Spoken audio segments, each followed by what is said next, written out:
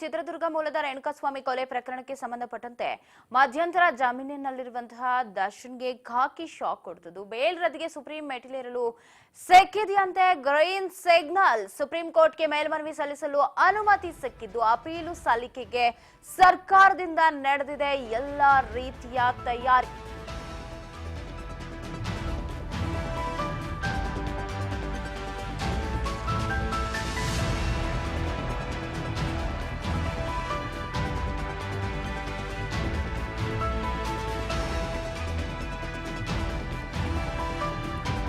ಆರು ವಾರಗಳ ಜಾಮೀನು ಸಿಕ್ಕಿರೋ ಪೊರ್ಕಿಗೆ ಸಂಕಷ್ಟದ ಮೇಲೆ ಸಂಕಷ್ಟ ತಪ್ಪಿದ್ದಲ್ಲ. ಬೇಲ್ ರದ್ದಿಗೆ ಸುಪ್ರೀಂ ಮೆಟ್ಟಿಲೇರಲು ಗ್ರೀನ್ ಸಿಗ್ನಲ್ ಸಿಕ್ಕಿದೆಯಂತೆ. ಸುಪ್ರೀಂ ಕೋರ್ಟ್ಗೆ ಮೇಲ್ಮನವಿ ಸಲ್ಲಿಸೋದಕ್ಕೆ ಸಿಕ್ಕಿದೆ ಅನುಮತಿ.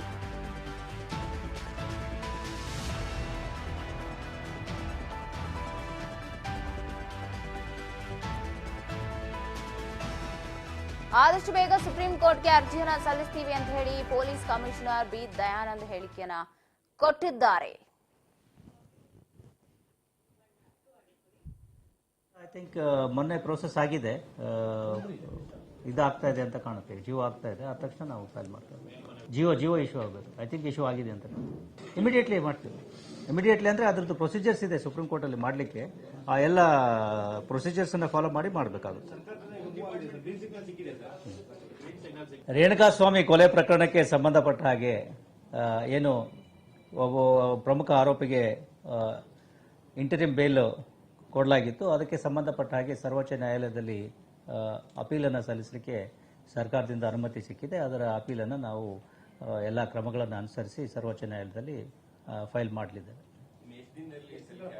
ಅದು ಹೇಳಲಿಕ್ಕಾಗಲ್ಲ, ಬಿಕಾಸ್ ಪ್ರೊಸೀಜರ್ ಫಾಲೋ ಮಾಡಬೇಕು. ಅದು ಇಲ್ಲದೇ ಯಾಕೆ ಮಾಡಿಸ್ತಾರೆ. ಗೃಹ ಇಲಾಖೆಯಿಂದ ಐ ಥಿಂಕ್ ಮೊನ್ನೆ ಪ್ರೋಸೆಸ್ ಆಗಿದೆ, ಇದಾಗ್ತಾ ಇದೆ ಅಂತ ಕಾಣುತ್ತೆ, ಜಿಯೋ ಆಗ್ತಾ ಇದೆ. ಆದ ತಕ್ಷಣ ನಾವು ಫೈಲ್ ಮಾಡ್ತೇವೆ. ಜಿಯೋ ಇಶ್ಯೂ ಆಗಬೇಕು. ಐ ಥಿಂಕ್ ಇಶ್ಯೂ ಆಗಿದೆ ಅಂತ ಇಮಿಡಿಯೇಟ್ಲಿ ಮಾಡ್ತೀವಿ. ಇಮಿಡಿಯೇಟ್ಲಿ ಅಂದರೆ ಅದ್ರದ್ದು ಪ್ರೊಸೀಜರ್ಸ್ ಇದೆ ಸುಪ್ರೀಂ ಕೋರ್ಟಲ್ಲಿ ಮಾಡಲಿಕ್ಕೆ. ಆ ಎಲ್ಲ ಪ್ರೊಸೀಜರ್ಸನ್ನು ಫಾಲೋ ಮಾಡಿ ಮಾಡಬೇಕಾಗುತ್ತೆ.